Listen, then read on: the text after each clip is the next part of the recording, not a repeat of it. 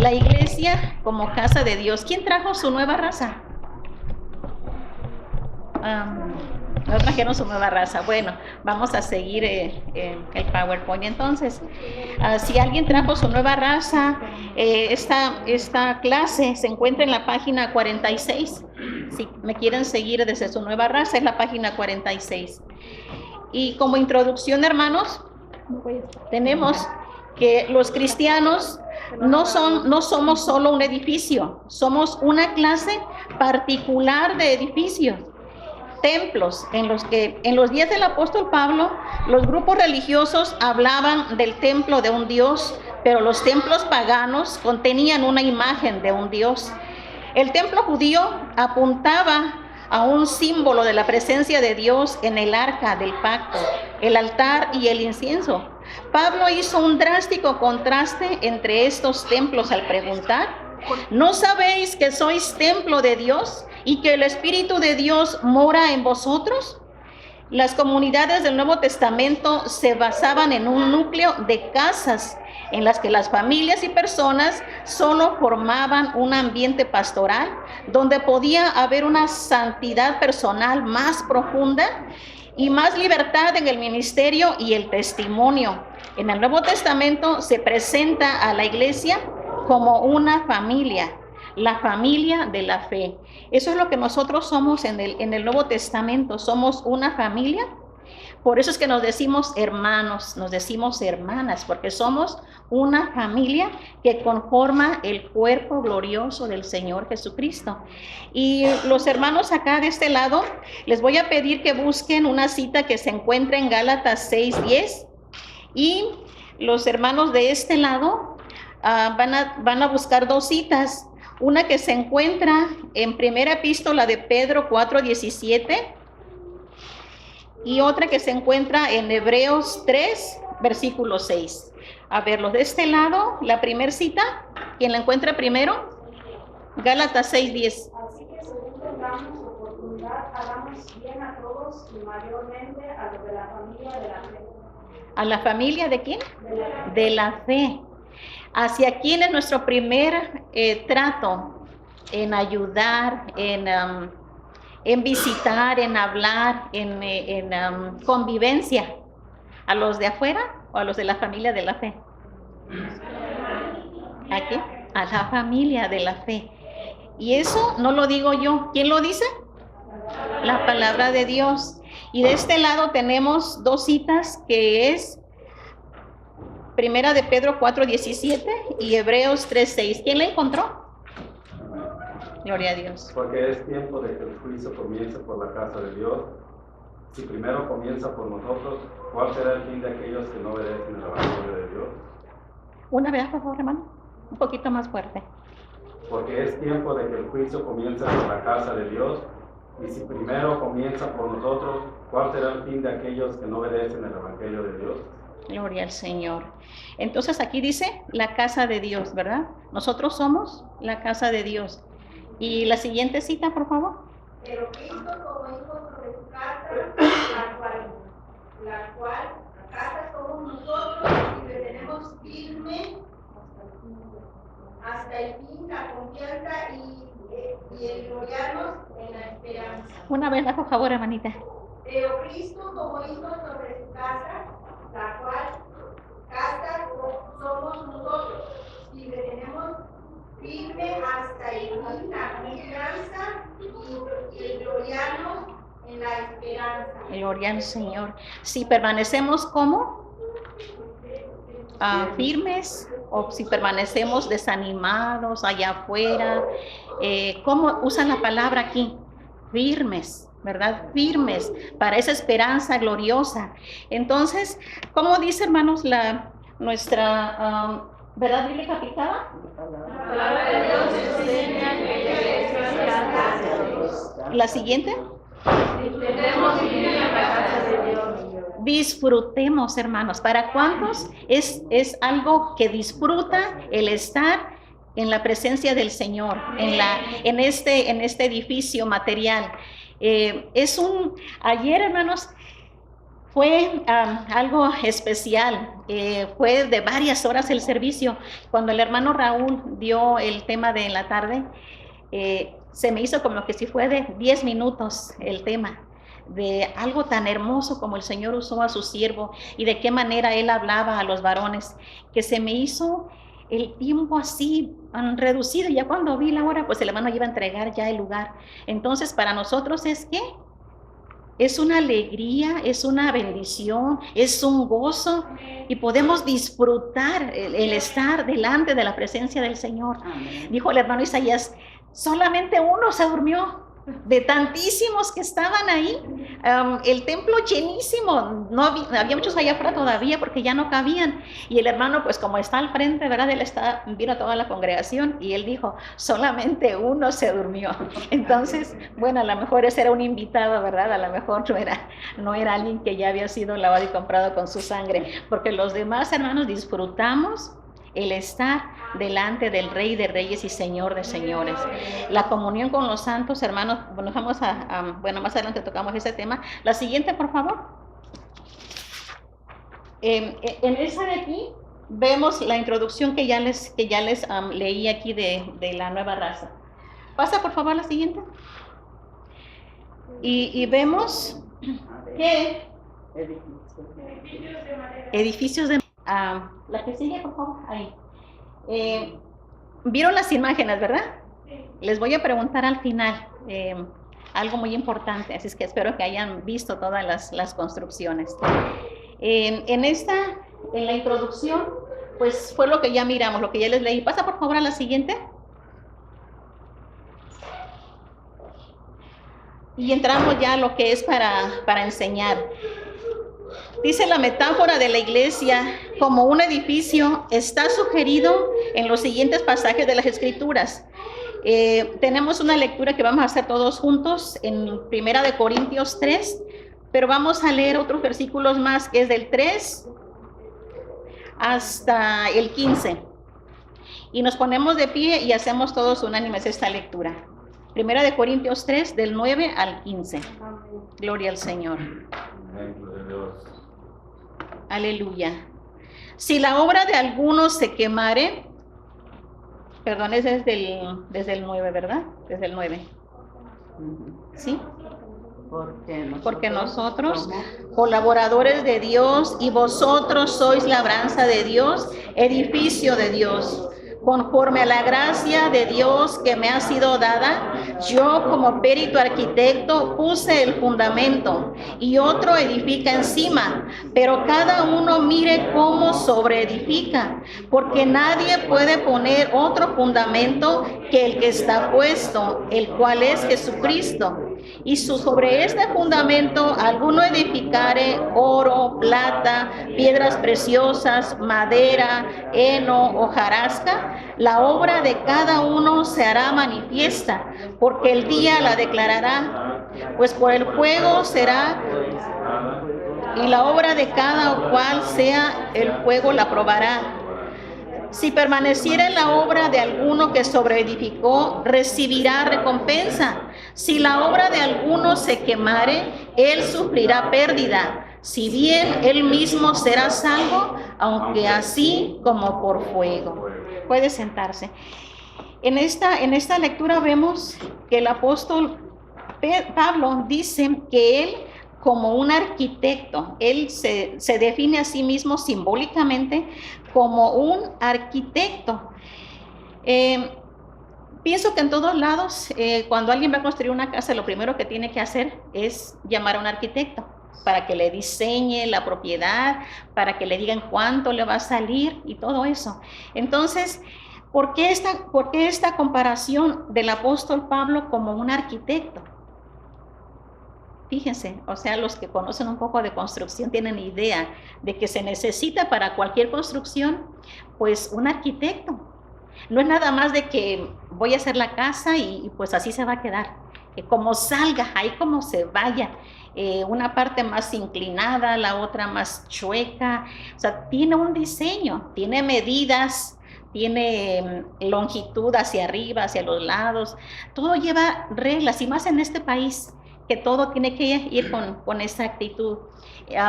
El vecino de a un lado hizo un techo, nada más levantó cuatro ¿cómo se llaman?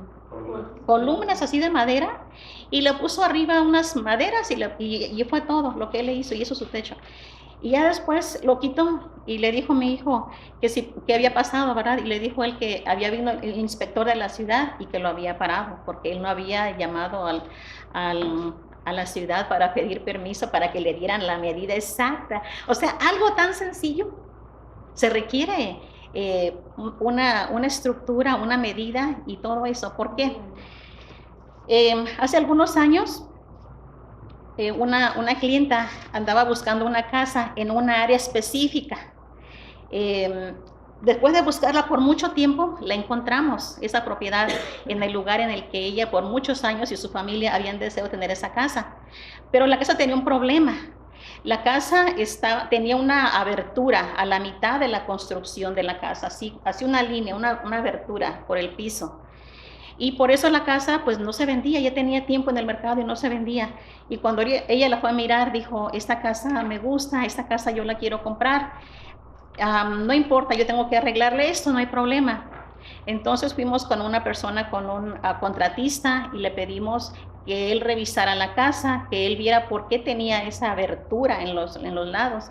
Y lo que él nos dijo fue que la casa se había construido en un terreno donde era arena, que le hacía falta más solidez al suelo para que esa casa se mantuviera firme, y lo que estaba haciendo es que se estaba partiendo a la mitad. Por eso es que había esa abertura en medio, así se estaba abriendo. Y ya le dijo la señora, bueno, esta casa me interesa, yo quiero quedarme con ella, ¿cómo le hacemos? Y ya le dijo el contratista, lo que podemos hacer es hacerle meterle como unos resortes por este lado, hacerle cemento. Y bueno, o sea, él le dijo todo lo que tenía que hacer y la persona estuvo de acuerdo, se firmó el contrato, se hizo la reparación y ella se quedó con su casa. Entonces, al paso de los años, me llama ella un día y me dice, quiero que vengas a ver algo en mi casa. Y cuando voy, nuevamente tenía esa abertura y estaba todavía más inclinada hacia un lado. Y yo me sorprendí, dije, ¿qué pasó con lo que se le hizo? ¿Qué pasó con ese arreglo que se le hizo? Pues hermanos, ya no queda igual, o sea, ya no se puede. Tiene que ser desde un principio bien hecha la fundamentación de una casa. Entonces nosotros como cristianos, ¿sobre qué estamos fundados? Nuestro edificio, ¿sobre qué está fundado?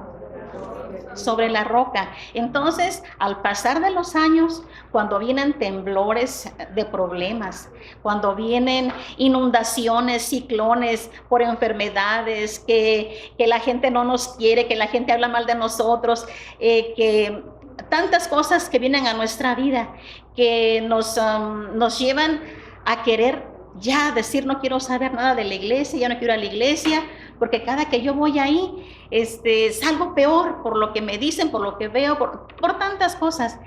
Esta persona tendrá ese fundamento sobre roca, sobre algo sólido, o estará como esta casa que se construyó en un terreno donde no era firme. Porque si es así, si nosotros estamos en ese cimiento, estamos fundados en la roca, ¿qué pasó con la historia de los que construyeron en la arena y en la roca? Vinieron tormentas, vinieron ciclones, vinieron tantas cosas, pero dice que esa casa permaneció. Entonces, porque nuestro edificio está fundado sobre una roca que no se parte, no se mueve, no se separa, no se inclina. No, esa roca está firme. ¿Y cómo vamos a demostrar nosotros que estamos en esa roca? Precisamente cuando nos vengan todas esas tormentas, cuando nos vengan todas esas tempestades, que son muchas y que son muy constantes, porque el enemigo él no para de trabajar en nuestra contra. Él siempre está levantando a alguien que nos va a acusar, a alguien que nos va a difamar, a alguien que nos va a hacer cosas para que nosotros salgamos de aquí y le demos la espalda al Señor. Entonces, tristemente, cuando la persona no está bien fundamentada, pone sus ojos en el edificio de carne, no pone su mirada en ese edificio simbólico que es el Señor Jesucristo, que nos llena, el que nos moldea, el que nos sostiene. Entonces, hermanos, cuando vemos esto y escuchamos de alguien que dice, como en el caso, ¿verdad?, de lo que nos decía la hermana Mimi, la hermana estaba ya muy desanimada, ¿verdad?, lo que nos compartía en su testimonio. ¿Qué tenemos que hacer cuando escuchamos que alguien está en esa situación? ¿Qué tenemos que hacer nosotros? Orar por ella, hablarle, visitarla si podemos y decirle, no pongas tus ojos en ningún ser humano, porque por muy consagrado que esté, tiene sus errores, porque todavía está en la carne, todavía no hemos sido transformados en ese cuerpo y en esa figura celestial. Entonces, claro que vamos a cometer errores, claro que nos vamos a equivocar, pero dice que tenemos abogado, ¿verdad?, que intercede por nosotros. Entonces, cuando vemos que alguien está desanimado, no ir sobre de él y decirle más cosas, no, darle la mano y mira, vente, vamos a orar, ¿en qué puedo ayudarte? En mostrar ese compañerismo. ¿De qué manera, hermanos, nosotros podemos manifestar una vida cimentada en el Señor Jesucristo? Nuestra vida espiritual. Cuando somos constantes, cuando tenemos una vida devocional, cuando amamos a los que nos ofenden, porque qué difícil es amar al que nos causa un daño. La hermana nos decía hace muchos años que ella había perdonado y que ella no sentía ningún coraje con la persona que había matado al esposo de su hija, ¿verdad? Entonces, eso es que el fruto del Espíritu en el creyente. Entonces, qué difícil es amar a alguien que me ofendió, a alguien que me trata mal, a alguien que le causa daño a mi familia. Pero una de las partes que yo estoy construyendo, y estoy construyendo como el Señor Jesús lo quiere, es amar al que no me ama, porque amar al que me ama es muy fácil, muy fácil. Yo amo a mi hermana Lupita, la amo mucho, hermana, pero a alguien que me hace un daño no es tan fácil amar, no, nos cuesta. Porque esta carne no quiere sufrir el agravio, no lo quiere sufrir. Pero si yo hago eso a un lado, en el nombre del Señor, estoy construyendo mi edificio. Estoy construyendo, no estoy destruyendo, porque lo contrario de construir, ¿qué es? Destruir. En lugar de construcción es destrucción. Entonces, ¿de qué manera? Bueno, las características de alguien que está construyendo, solamente les voy a decir 5. Es que lee y medita la palabra del Señor, lleva una vida devocional, ama, es hacedor de discípulos, practica la generosidad, es dador alegre. De esas características se construye nuestra vida, nuestro edificio, ¿verdad? Porque dice que no somos cualquier edificio, somos un edificio especial, hecho y comprado, ¿con qué? ¿Con millones? Con algo que va más allá de cualquier valor en el mundo, con la sangre preciosa del Cordero de Dios. Entonces, acuérdese, hermano, acuérdese, hermana, que usted no es cualquier construcción, no es cualquier edificio, no. Usted tiene un valor incalculable, porque no se lo da ninguna posesión, ningún bien material, se lo da el Cordero de Dios. Amén. Gloria al Señor, aleluya. Pásale por favor a la siguiente.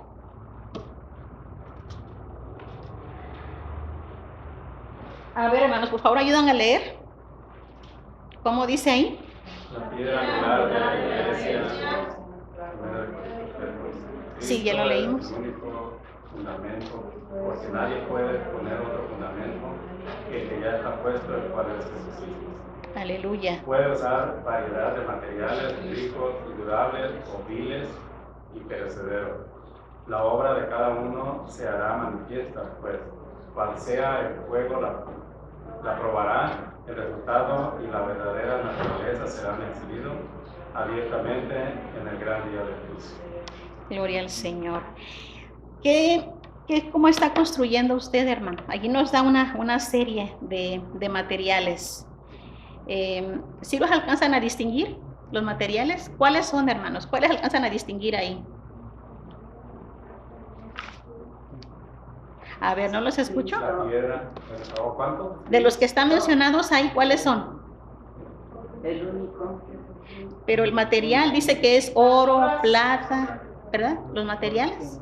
Dice oro, plata, piedras preciosas, madera, heno, hojarasca. Esos son los materiales que menciona la lectura que vimos, ¿verdad? Esos son los materiales. Y dice que son dos de clases distintas y opuestas. Unos son ricos y durables y los otros son viles y perecederos. Entonces, ¿cuáles son los materiales que usted está usando para construir su edificio? Son dos, son nada más dos materiales, ¿verdad? Uno que es rico y durable y el otro es vil y perecedero. ¿Qué quiere decir vil? Algo inservible, como corriente, que no tiene calidad, algo feo, ¿verdad? Son esas dos. De esos materiales que están ahí, nos escudriñamos nosotros y ¿con qué materiales yo estoy construyendo mi edificio? Cada día. Duraderos, muy bien. Habrá alguien que use materiales viles y perecederos. ¿Y cuáles serían estos? Estamos en una escuela dominical y podemos opinar, ¿verdad? ¿Cuáles serían esos materiales viles y perecederos? ¿Tienen una idea? Falta de perdón, muy bien. Todo lo que sea pecado, ¿verdad? Ajá.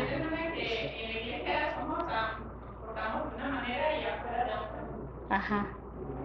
Una doble vida, o se vive de las apariencias, ¿verdad? Nada más. Ajá. El rencor es uno de los materiales viles, la verdad, uno de los materiales viles para destruir, pero no es para construcción. El orgullo, muy bien, es otro de los materiales viles. El decir, si me haces un favor, yo te amo. Si no me haces el favor, te borro de la lista de mis contactos. O sea, dar, o sea, para que yo te pueda dar, primero tengo que recibir. ¿Eso cómo se llama? ¿Interés? ¿Egoísmo? ¿Falta de amor también? Entonces son cosas que son materiales viles y que a lo mejor antes tal vez las hacíamos, pero esperemos que nadie de los que estén aquí use ese tipo de material, porque no va a servir para construir una buena casa.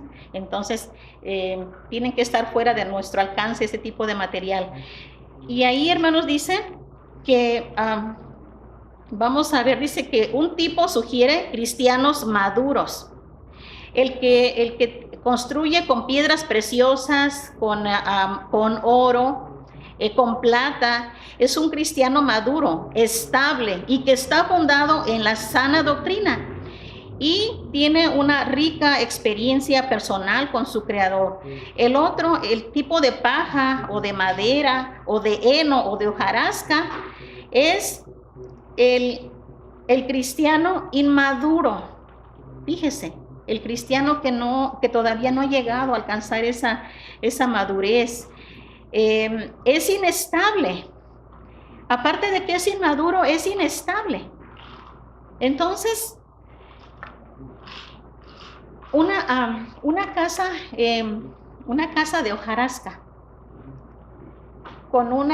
en esas temperaturas que se ponen a veces aquí, con una cosita así muy insignificante, va a arder, pero que sí, al 100, no va a quedar absolutamente nada. es algo para reflexionar, hermanos, que la inmadurez y la inestabilidad nunca nos van a llevar a la medida que el Señor quiere de nosotros, a la madurez espiritual que quiere de nosotros. Entonces, mientras usted siga en esa inestabilidad, nunca va a alcanzar a llegar a tomar las bendiciones que Dios tiene para usted. Porque Dios tiene muchas bendiciones para los cristianos maduros, porque es como un papá que no le va a dar algo a un pequeñito, porque le puede hacer daño, le puede causar un daño. Ese niño no está preparado para recibir algunos objetos o algunos regalos. Entonces, igual el Señor con nosotros, mientras no tengamos esa madurez, el Señor no nos va a bendecir como realmente Él quiere bendecirnos. Entonces, ¿quién detiene la bendición? ¿Dios o nosotros? Somos nosotros, ¿verdad? Somos nosotros los que detenemos la bendición porque no buscamos esa madurez espiritual, no buscamos esa estabilidad que solamente la da el permanecer fundado sobre la roca que es el Señor Jesucristo. Entonces, de las casas que vimos, ¿cuál fue la primera que vimos? De madera. La casa de madera, aquí casi la mayoría son de madera, ¿verdad? ¿Qué pasa con un incendio? Solamente queda el puro piso, ¿verdad? Ajá. Porque se quema muy rápidamente. La segunda casa que vimos, ¿cuál fue? Fue paja, ¿verdad? Creo que fue paja. Ajá. Demasiado combustible, o sea, inmediatamente se quema esa casa. Inmediatamente, no tarda minutos, en segundos se consume esa casa. La siguiente era de barro. ¿Cómo es el barro? Duro. ¿Y qué sucede con ese tipo de casa? Sí, y pues no es una construcción sólida, fuerte, que puede venir una tormenta muy fuerte y se puede desbaratar porque está hecha de barro. Ajá. Entonces no son construcciones buenas para que usted se compre una de estas casas, ¿ok? No casas de paja, no casas de paja, de hojarasca, no casas de barro. La última que vimos, ¿cuál fue? ¿Te puedes por favor regresar a la última casa?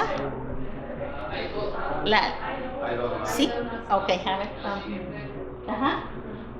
O esa, hermanos, es una casa de metal, es un contenedor que rentan y pues aquí esas personas se las ingeniaron para hacer una casa de metal, pero imagínense el calor o imagínense el frío, se va de un contraste a otro, entonces no son tampoco recomendables para vivir ahí, para que construya una casa de esas no es recomendable. La otra, ok, esta casa es una casa real. Esa casa está en España, está en Córdoba, es una villa hermosísima, algo muy, muy especial que mandaron a hacer especialmente para ese tipo de dueños. Dice que fue construida en oro de 24 quilates, o sea, no es que todo, ¿verdad? Pero sí parte de esa casa. Dice que se repartió en el interior de la casa y también en los adornos que tiene, una gran alberca que tiene por ahí. Entonces, imagínense, usaron del oro de 24 quilates, porque hay oro de 10 quilates, hay oro a ver, ajá, y así le va subiendo, ¿verdad? Pero el mejor, pues, es el de 24. Entonces, esta casa está construida, tiene muchas partes de oro dentro de la casa, de 24 quilates. Bueno, ya sabrán lo que vale, ¿verdad? Imagínense, una casa así. Entonces, cuando usted mira una casa de esas, ¿va a querer una casa de paja? No. ¿Va a querer una casa de barro? No, ¿verdad? Entonces, ¿cómo queremos que nuestro edificio esté? Aparte de que bien cimentado sobre la roca que es el Señor Jesús, ¿cómo lo vamos a ir adornando? ¿Cómo vamos a ir decorando ese edificio? Con amor, con respeto.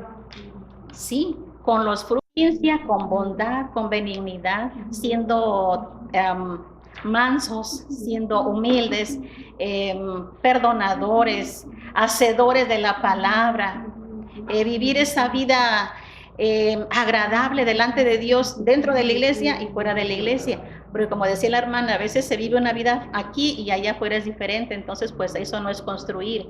Entonces, ¿qué tenemos que hacer? Dale por favor ya a las otras.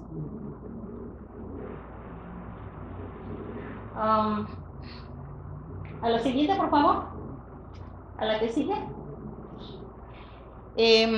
Aquí, hermanos, para corregir. ¿Cuál es el error número 1 que vemos ahí? ¿Sí lo miran ahí? ¿O no es en la parte de...? ¿Sí? Bueno, ahí está el primer error. Dice, error número 1, dice, pensar que solo en el edificio al que acudimos y llamamos templo se debe ofrecer alabanza y adoración y obediencia a Dios. La respuesta bíblica para este error es que la iglesia, el cuerpo de los creyentes cristianos, es el templo de Dios y el Espíritu de Dios habita en él. Y tenemos una lectura que vamos a hacer todos, que se encuentra en Efesios 2, 20 y 22. Gloria a Dios, aleluya. Efesios 2, 20 y 22, al 22. Gloria al Señor. ¿Está listo, hermano? Gloria al Señor. Efesios 2, 20 al 22. Edificados sobre el fundamento de los apóstoles y profetas, siendo la principal piedra del ángulo Jesucristo mismo, en quien todo el edificio bien coordinado va creciendo para ser un templo santo en el Señor, en quien vosotros también sois juntamente edificados para morada de Dios en el Espíritu. Aleluya, gloria al Señor. Puede sentarse. Entonces, ese es el edificio, ¿verdad?, que el Señor quiere de nosotros, hermanos. Y pasamos al siguiente. Dice, sin embargo, dice aquí, como en otros pasajes, tenemos también claramente una referencia al creyente individual. Por tanto, en todo tiempo y lugar, el corazón del creyente debe ser un altar para ofrecer a Dios obediencia, alabanza y adoración. Eso es lo que tiene que estar en la construcción de su edificio. Alabanza, obediencia y adoración al Rey de Reyes y Señor de Señores, para su gloria y para su honra. El que sigue, dicen, para corregir o para enderezar la dirección. Dice, es por eso que la iglesia tiene la comunión con el Espíritu Santo, como señala Paul Miner, donde se habla de la iglesia como santos. Se supone que el poder del Espíritu Santo está obrando allí. Donde el Espíritu Santo no se manifiesta, no hay comunión. Y donde no hay comunión, no hay iglesia. Por medio del Espíritu, la iglesia deja de ser una mera organización para transformarse. ¿En qué? En el cuerpo de Cristo, en el edificio del Señor. Entonces, hermanos, viendo esta clase, cada quien examine, se dice la palabra, a sí mismo y vea cómo está su construcción. Hasta este momento, ¿qué tanto lleva de construido? Algunos tienen meses de ir a la iglesia, otros tenemos muchos años, otros en medio, otros a la mitad, pero ¿cómo hemos construido? ¿Qué tanto hemos construido? Eso es una reflexión personal, ¿verdad? Ya individual. Pregúntese usted mismo, en los años que llevo aquí, ¿cómo me imagino que está deconstruido ya mi edificio? ¿Será apenas el cimiento? ¿Será que va a la mitad? ¿Será que ya lo terminé y ya voy por el siguiente piso? ¿O ya voy por el segundo, el tercero, o el cuarto, o el quinto? ¿Cómo llevamos esa construcción, hermanos? Y el crecimiento, ¿quién lo da? Si se lo pedimos, pero si no lo buscamos, nunca va a haber un crecimiento. Entonces, para que podamos crecer, tenemos que buscar ese crecimiento. ¿Y dónde lo vamos a buscar? En la palabra del Señor. No vamos a alimentarnos de cosas que se miran allá afuera. Aquí está la palabra del Señor y yo me tengo que alimentar de esta bendita palabra del Señor, para que mi cimiento, la base de mi construcción, esté fundada sobre la roca. Tengo que ir a la roca, ¿sí? no buscar afuera lo que decía el hermano Isaías, que decía el hermano que no pepenemos, ¿verdad? De otros lados. Aquí tenemos lo que necesitamos, hermanos. De nosotros depende cómo queremos esa construcción. El Señor está ahí con la bendición para nosotros, solo nos resta echar mano de lo que ya el Señor nos proveyó. Y lo demás, hermanos, es individual. Visualice cómo está su edificio, cómo está su templo. ¿Se siente agradable o no se siente agradable? ¿Se siente como que algo le falta, como que no ha avanzado mucho, como que se estancó en esa construcción? ¿Cómo nos sentimos, hermanos? ¿A cuánto les gusta ir a lugares donde están muy sucios esos lugares?